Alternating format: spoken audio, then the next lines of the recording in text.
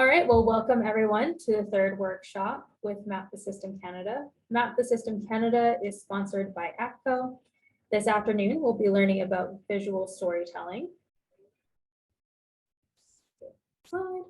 In case you've not met me yet, my name is Ashley Dion, and I am the program lead for Map the System Canada. Map the System Canada is housed at Mount Royal University, which is located on the traditional territories of the Blackfoot Confederacy, which includes the Siksika, Kainai, and Kainai, Tsuut'ina, and the Stoney Nakoda Nations. It is also home to the Métis Nation of Alberta, Region 3. To find out what territory you are in, I'm going to post a website into the chat that you can take a look at. Our presenter today is Amy Rintoul. She is a Calgary-based freelance information designer, visual storyteller, and systems thinker. She is passionate about elevating content and understanding through design and visuals. Amy is in her element when it comes to layout design, system mapping, and data visualization. She has worked with clients including the Trico Changemakers Studio, Map the System Canada, Calgary Arts Development, and the Canadian Museum for Human Rights. Thank you so much for being here, Amy. Let's get started. Awesome. Thanks, Ashley. I'm just going to get my slides up here. Hi, everyone. Thanks for joining. There's just a few of us on the call. I'm hoping more people will join in eventually. But yeah, so like Ashley mentioned, I am an information designer, and I've worked with Map the System Canada and the Institute for Community Prosperity for the past 2.5 years. And today I'm going to chat a bit about visual storytelling and the visual pieces of your Map the System deliverables. So let's jump in. Just a small outline for today. I'm going to talk about the different types of system maps that we often see students use and maybe why you would choose a particular one. I'm going to speak about getting started with system mapping, and then system mapping tools. I won't go into too much depth about these, but just a few suggestions that might be helpful. And then there's also lots of system mapping tools that are available to look at on the Map the System Canada website. And then lastly, I'll go just through some basic design tips that I think are important to keep in mind when you're starting to represent your content visually.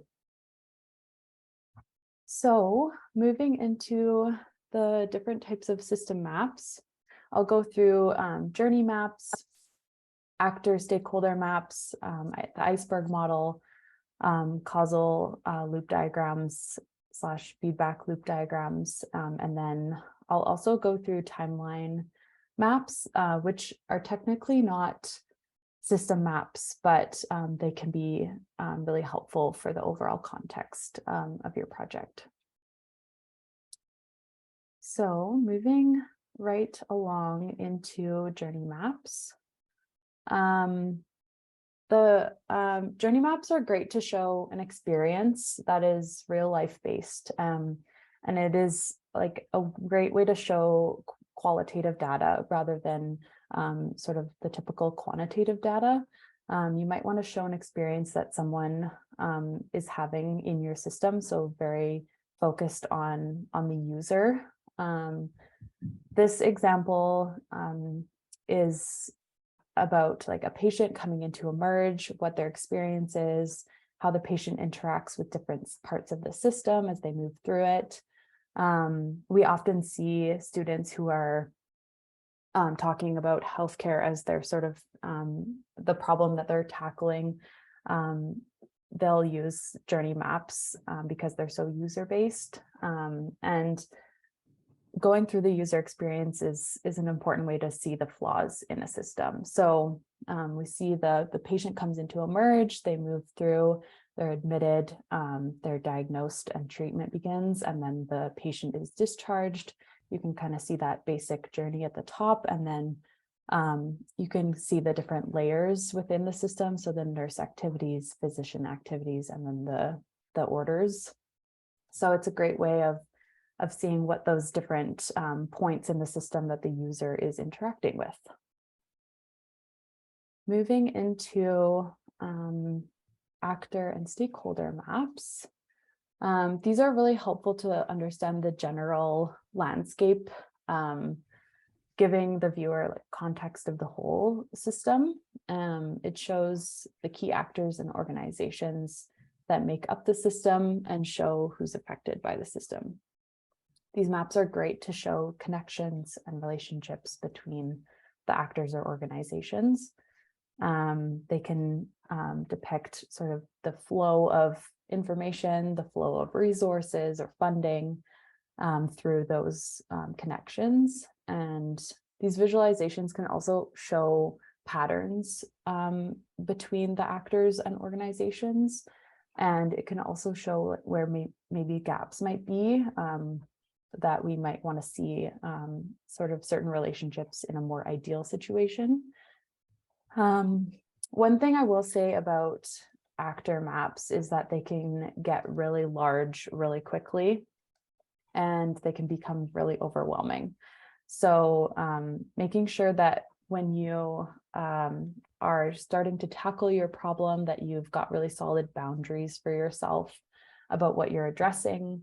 And these sort of really big, massive maps can be helpful to submit, but they're hard to digest and hard to understand. So you could consider breaking down your actor map into sort of smaller sections to sort of zoom in and focus in on some of the more important pieces you want to highlight.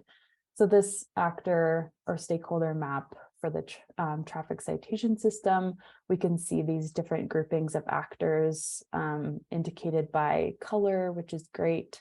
And then you can see the relationships and connections with the lines that are drawn.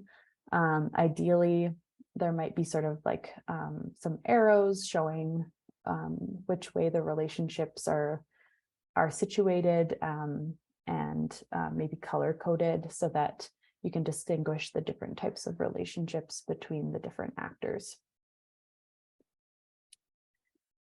The next map I'll go through is the Iceberg model, which uses the iceberg to show the layers of the system underneath the surface. So this is a great map to understand root causes of why the system you're looking at is in place and why it's hard to make change in those systems.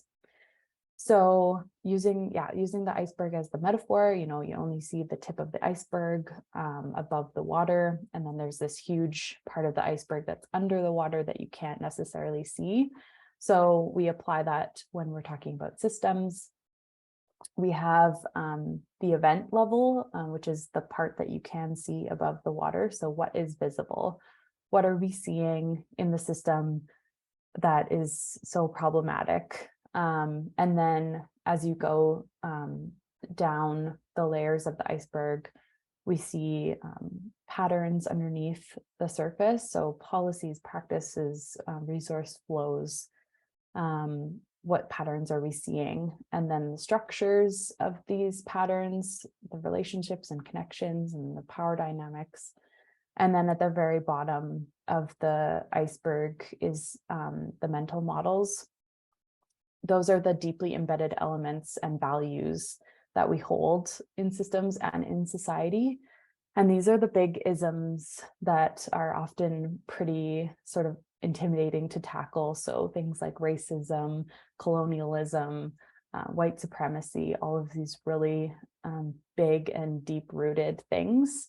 Mental models are really important to identify, and I would highly recommend, if you haven't watched the workshop with Latasha Kathrobe, that would be a really key workshop to watch so that you can sort of tackle those mental models and make sure they're part of your system map. So again, the iceberg model is a great way to visualize like what we're seeing up top at the event level, and then understanding why those things exist, what they're rooted in. And it's a good sort of snapshot of that. So moving into causal loop or feedback loop diagrams, there's positive feedback loops and negative feedback loops. Despite the name, positive and negative both can be good and bad. So keep that in mind. Positive feedback loops have this sort of amplifying effect and they reinforce a pattern. It can be kind of like a vicious cycle, but it can also cause something to sort of grow exponentially, and that might be a positive thing. Negative feedback loops means that the loop diminishes or has sort of a tempering effect. Negative feedback loops have this sort of sense of stability, but they can also be part of like preventing change that needs to be made in a system. So the feedback loops are a great way to like incorporate a little extra element into your system maps. You can layer them into your actor maps or journey maps. I'll just go back to the first journey map that we looked at, and you can see that there's like this little causal loop here with when the patient is diagnosed and treatment begins, and then there's maybe some complications and then they need to be re-diagnosed. Maybe there's more complications. So we can kind of see like a little loop within a map. So that's a great way to sort of incorporate feedback loops into other maps. Next, I'll talk about timeline or chronological maps. Like I said before, the timeline maps aren't really system maps, but they are really helpful for overall storytelling. Timeline maps can be helpful to understand how a system is changing over time. A great thing about these maps is that you can use some visual elements to show like stakeholders or actors that are in other maps. You can layer them into your timeline. So like in this timeline that we have here, that's from Google, you can see that they've used sort of these visual elements with color. You could draw your actors and stakeholders in here as well.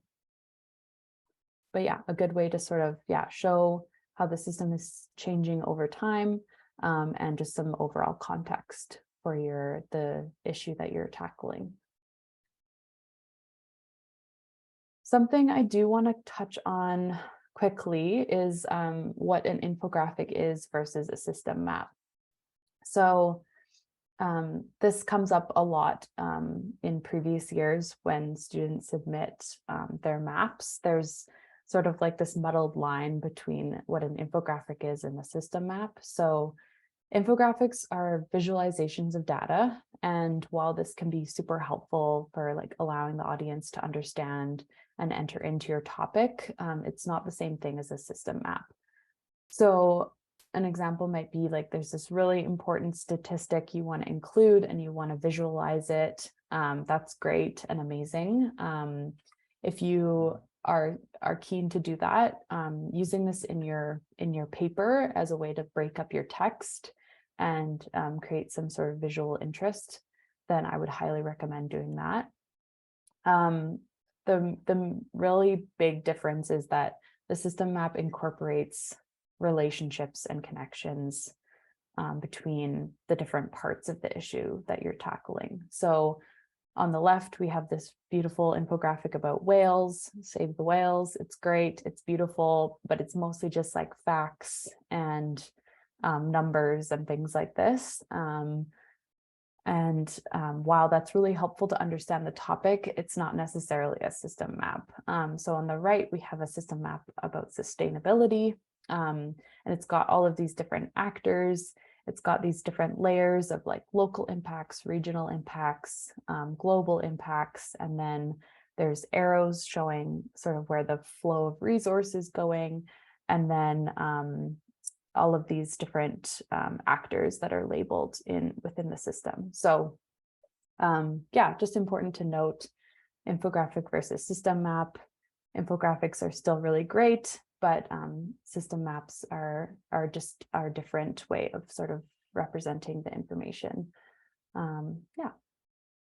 So I'll just go into getting started with your system map.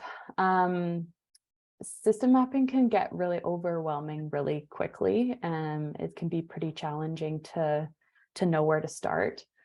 And I would just encourage you that your map is going to have many iterations, like your multiple maps will have different iterations, and starting with the sticky notes and starting with a whiteboard is a great place to sort of get all your thoughts down and then start organizing them.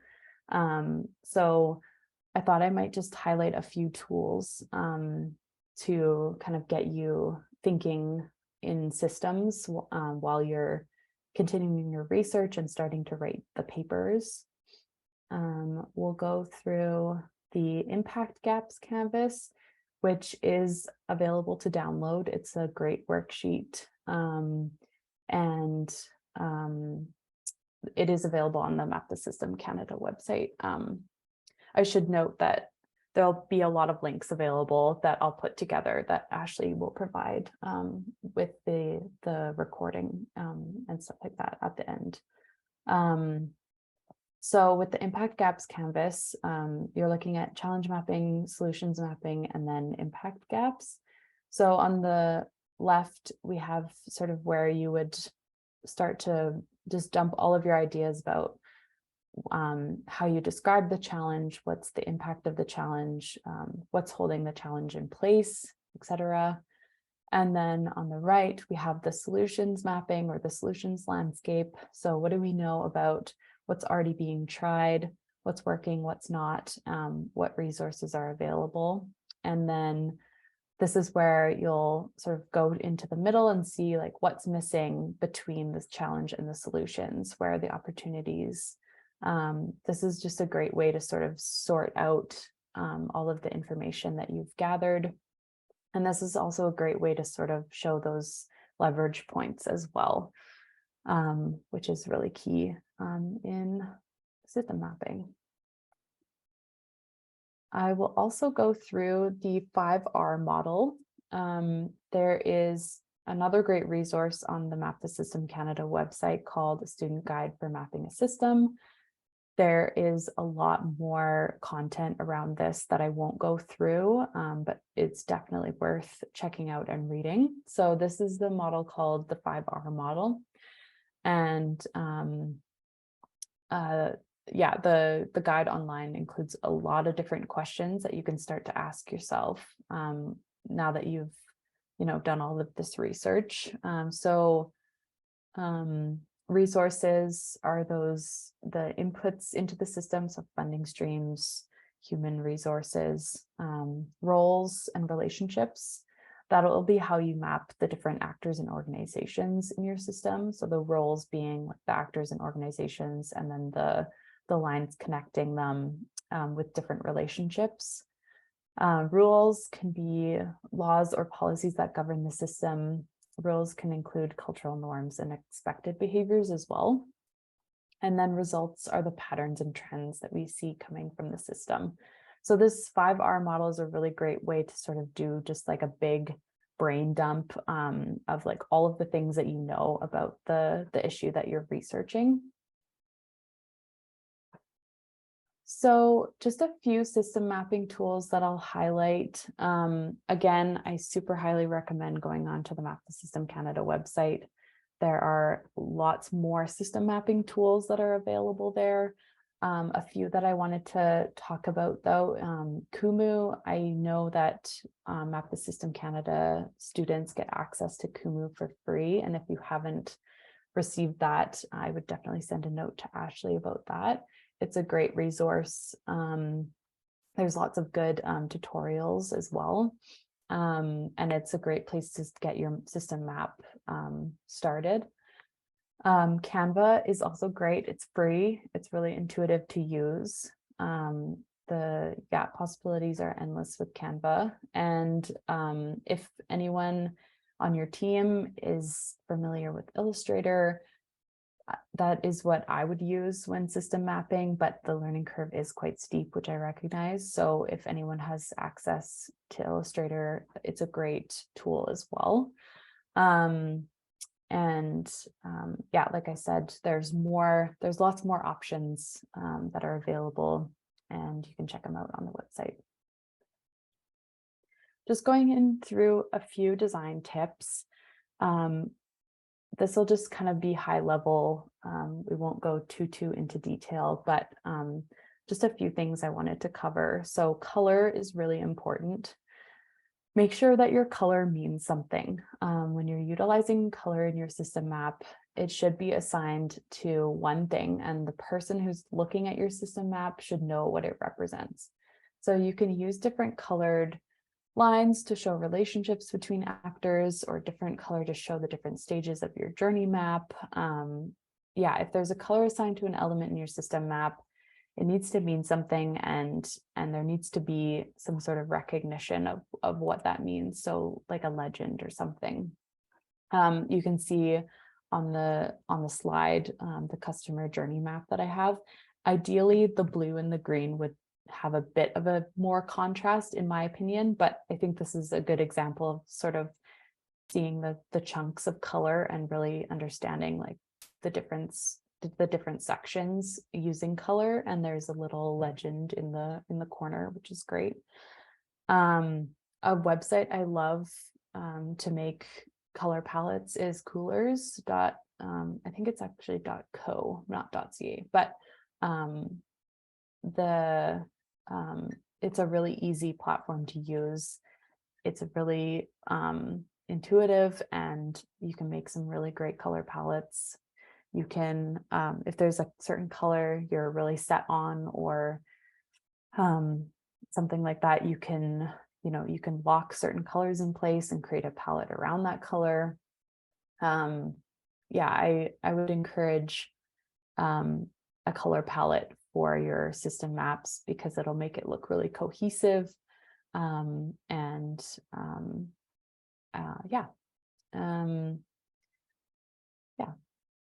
So next is type. Type is important. Typography is important. Make sure you're using a typeface that is clean, easy to use, or sorry, it's easy to read. Just sort of a combination of color and type. I've got an example here where there's a red background, and you can see the different contrast depending on what color you use for the text. Sometimes it's really hard to read, others are easier to read. This is why red is sort of notoriously frowned upon to use as a background. If you are really set on using red, there's a quick Google search you can get. You can input your colors and see what the contrast did. I think it's called color checker or something like that. Again, I'll include that link at the end with Ashley. But yeah, just making sure that it's actually legible to read the text that you're using on a certain background. So the other thing about type is that you don't want the type to be too small. So like I was mentioning earlier with the actor and stakeholder maps, they can often become quite massive. So it's going to get really hard to read the text. So zooming into those different pieces of your actor map or stakeholder map so that your text can be actually legible, that's a super important thing to keep in mind. Hierarchy is also the last thing that I'll say about typography. Hierarchy is really helpful for the viewer, so they know where their eye needs to go. It seems like kind of obvious, but like the bigger the text, the more likely your eye is going to go to it. So utilizing different sizes can be really useful and create sort of a bit more dimension within your map. I'll just go back quickly to the Google timeline. You can see that Google officially founded and 24 years of Google, those are both bold. So your eye kind of jumps to those. All of the different sort of labels here, they're a bit darker and a bit bigger than the date. So then the first thing you would look at is the label and then the date. So it's just really simple things that can really create a difference. If all of your text is the exact same size, it's just kind of like this big blob that the viewer won't really know where to look first. Okay, and then I'll just go into icons quickly as well. Icons are great. They're a great way to elevate your design so that it's a bit more visual. It's not just solely text. When you're, when actors or stakeholders show up in different places in your map, you can represent them in the same icon, and the viewer is like, oh, okay, I know, I've seen that before. Makes your maps a little bit easier to follow. And then I love the Noun project. It's a great resource for all kinds of icons. I recommend getting the subscription. It's not very expensive. You can just get it for a month. With the subscription, it allows you to adjust the color of the icons, and you don't have to put every single credit for every icon you use, which can get a little bit crowded. So yeah, highly recommend icons. Yeah, great way to break up all of the text in your system maps.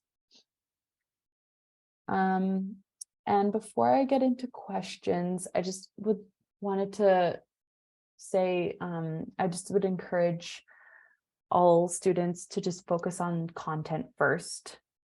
Don't go straight into making your system map look super fancy. Just because something looks pretty doesn't mean that the content is necessarily super excellent. So focus on finding the right system map that works best for the problem or issue that you're tackling. And I know that the softwares can be pretty intimidating when you're just learning them. If you really feel like that's not going to work for you, I would say it's fine to map things out by hand. And you can really still incorporate all the design elements into something you've mapped by hand. It's just about, making sure it's legible and using appropriate colors and things like that.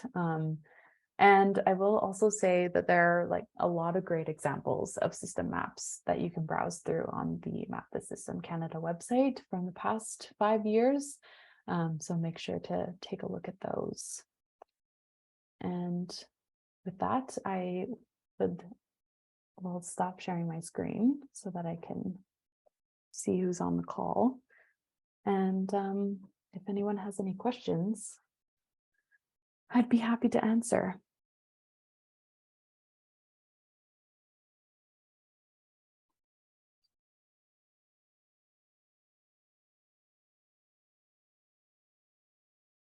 Yes, I see your hand. Go ahead. Thank you so much for the presentation. So I have a question around, is it possible to use combination of maps? For instance, if you're using, for instance, the Iceberg model, but the timeline is also useful in explaining, for instance, funding issues and all of that stuff. Oh yeah, definitely utilize as many maps. I mean, don't use as many maps as you want. I take that back. Utilize a few really strong maps. So yeah, I would say if you wanted to use 3 different types of maps to sort of cover all of the areas, then yeah, for sure. Awesome, thank you.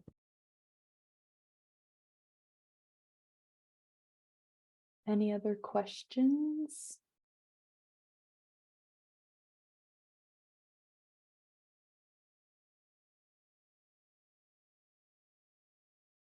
Yeah, thanks, Nick. Thanks for joining.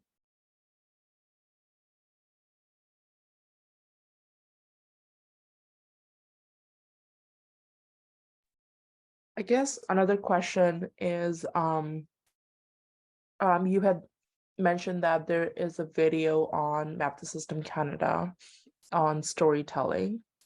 Would you happen to have a link of that? Because I know that there are quite a few videos there. Just wondering if there's a specific one that you were referring to. There are a few that I would highly recommend. So when Ashley sends out the recording and with the slide deck and everything, I'll create a bit of like a sheet that has the links that I've mentioned in the presentation so that you can have a bit more of like a focused list of things to visit. Is that helpful? Absolutely, thank you. Okay, yeah, sounds good.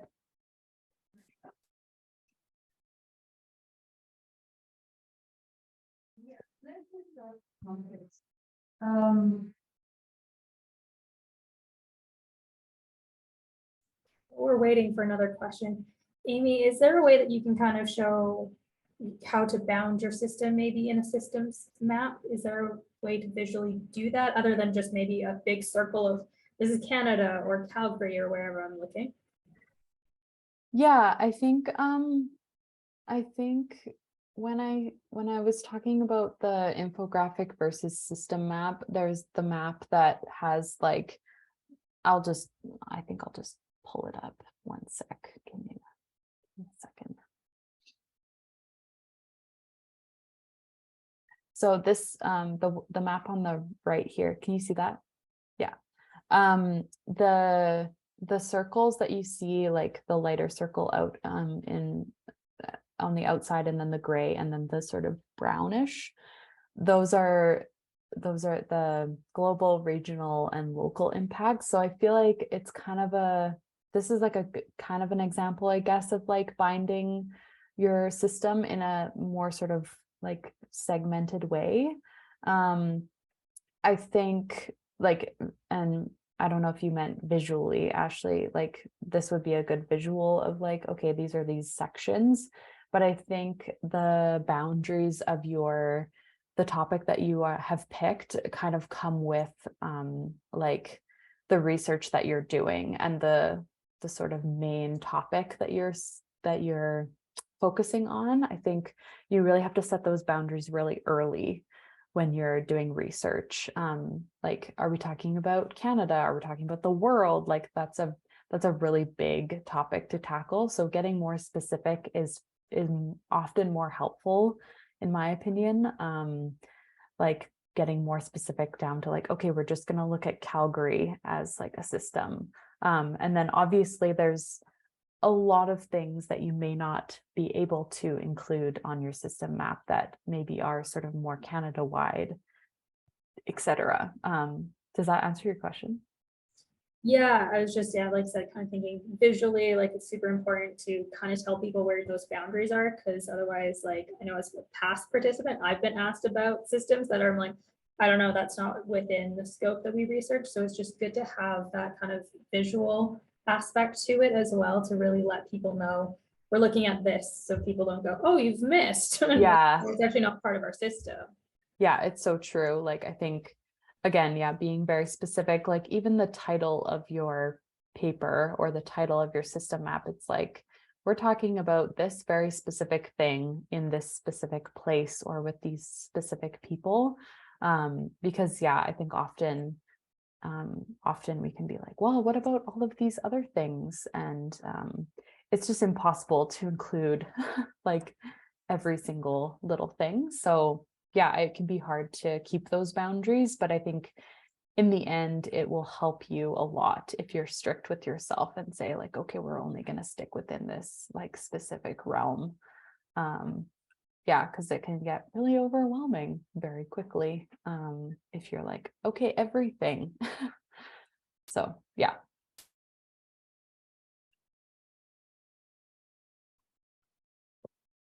Aisha, did you have another question, or is your hand up from before? No, I did have another question. Okay, go ahead. So I've been looking at some of the past Map the System winners and basically sort of the document that they submitted. And it does look like a lot of them have like it does look like they may have used Illustrator and whatnot. And I know that you're able to produce like better quality very concise documents on there versus like if you're bringing in elements from Canva and whatnot. I guess I'm just wondering like how much emphasis is placed on sort of that presentation piece versus like the actual research. Yeah, no, that's a good question. And I think sometimes it can be a bit distracting if something looks really pretty, but then again, like once you dive into it and you look deeper, like once the people who are looking and judging the maps and the papers, they'll be able to tell how well you know your issue, and it doesn't really matter like how sort of pretty it looks. Like I said, it's about the content. And like if you wanted to map something out like on a big sheet of paper with like markers, and you know your content, you've done your research, it's organized really well, it's really clear, that is the most important part in my opinion. It's just those small elements that will sort of elevate the visuals, like color and like considering a hierarchy with the type and stuff like that. But ultimately it comes down to like how well you know your content. And when you know your content really well, it's way easier to visualize. Like, yeah. So I would say don't worry too much about making it look really nice. As long as you know your content, as long as it's you know, people can enter into it and be like, okay, I understand this, I'm here with you. Yeah, I would encourage you to be okay with maybe something that doesn't look exactly like how you want it to look, but the content is there. That matters. Awesome. Thank you. Yeah. Ashley, do you have anything to add to that? Yeah, the judges shouldn't be judging on the look of the map. They should be judging on what's there. I will say they're human. They might get drawn into something that's more visually aesthetic, but it really shouldn't be. And the way that the scorecard is laid out, it should not reflect what that looks like. So you shouldn't need to worry about it too much.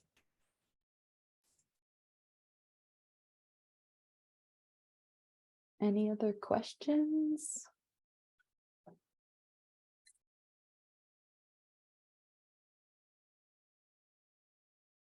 Or even comments, anyone feeling extremely overwhelmed about system mapping?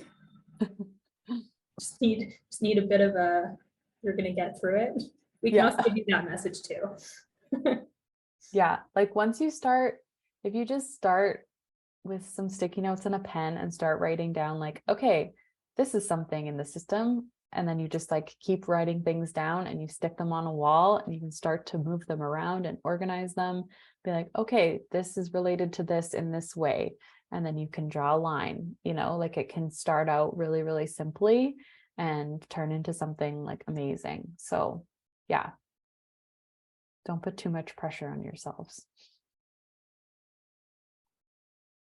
I think one of the things that I'm struggling with a little bit is like having worked in the industry and sort of going through like my master's program, like I think there are certain things that at this point you just intuitively know. I think to spell so many things out and then to also meet the character limits, yeah, it just like usually you would know who the audience are, how much they know, and you sort of have some assumptions.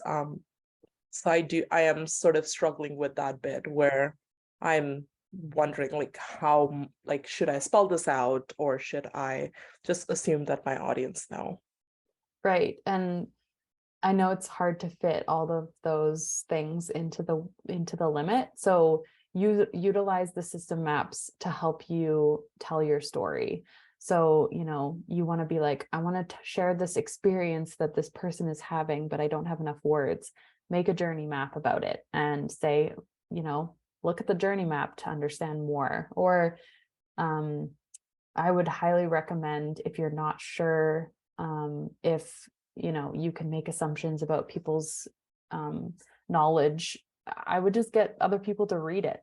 people who have no idea about the topic that you are tackling, get somebody else who is not in the research and who hasn't been studying it to read it and say, okay, like, what is this saying to you? Am I sort of able to explain it with, the content that I have? Like, I think, yeah, I would recommend sharing it with people to read and look at. Yeah, the only other thing that I would add is I'm going to say, assume that your judges are not experts in that field. You might end up having a judge that actually has a lot of knowledge in that area, but if anything, it might actually go against you because they might have biases in that system. But really, the judges are there that have systems thinking knowledge. They should really know how a systems works, not necessarily specific to a certain topic. So definitely do as Amy said, kind of take it out to somebody that that doesn't know the system well and be like, where do you get lost in this? Because that will really help you and make sure that the judges are understanding the information that you're presenting to them. I would say just another way to kind of get started as well is like when you have your interviews with people that are living in this system, maybe start to even map those out, like say kind of as a journey map. And then you might start to see that there's patterns in that. And then you start to go into your research and you're like, oh, we're hearing the same thing, or we're seeing other things feed into it. So a good place to kind of start is almost, what am I hearing over and over and over again? Because that's a super key and important part of the system to highlight. It's a good place to kind of get started to try to figure out what's going on as well.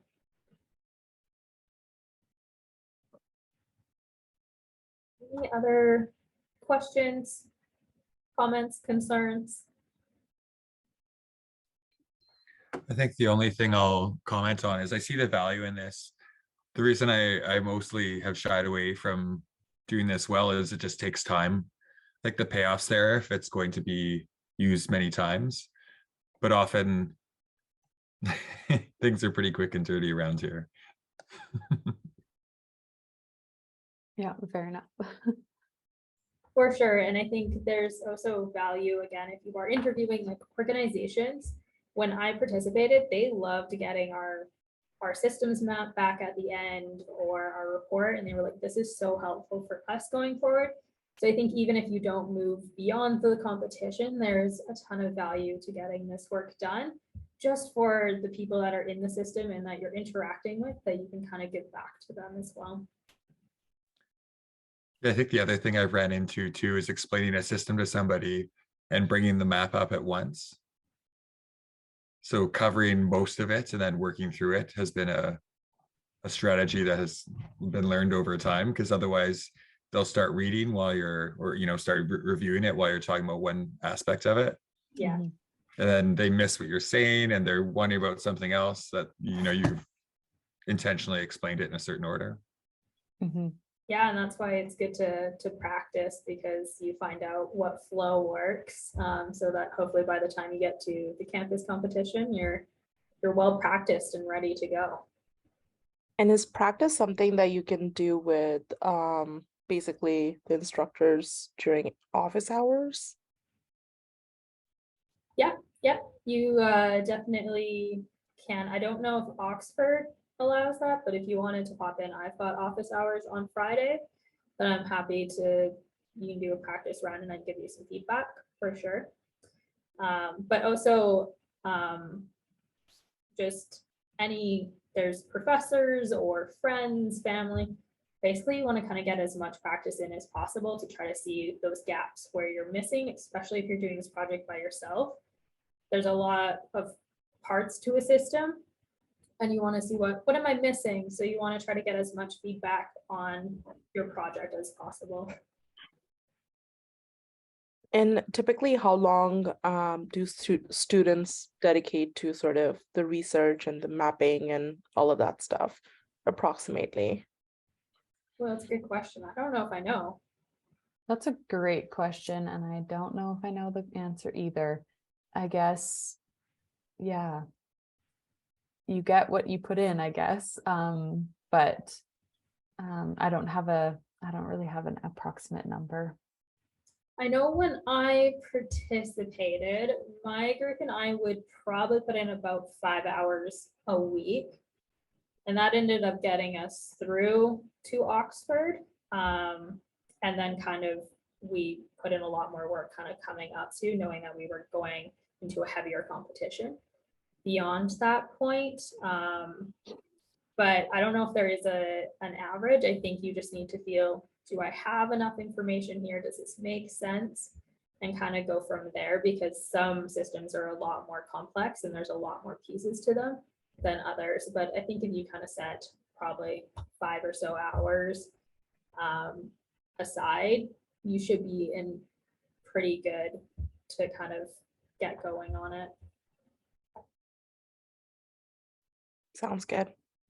Thank you. Ashley, if you don't mind me asking, what time are your office hours tomorrow? Yeah, I have office hours between 8:30 a.m. to 12 p.m. Is that EST? No, that is Mountain Standard Time. Okay, sounds good. Yeah, and then you can just look at them through Calendar. I'll see if I can find it and send it to you. Thank you.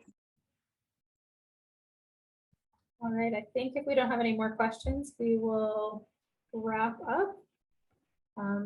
Amy, thank you so much for your time and your knowledge. We really appreciate it. You're welcome. This is our last workshop for this year, at least for Map the System Canada. There's a few more coming up still that Oxford is running, so keep an eye out for those, and I will send them out once I kind of know more of them.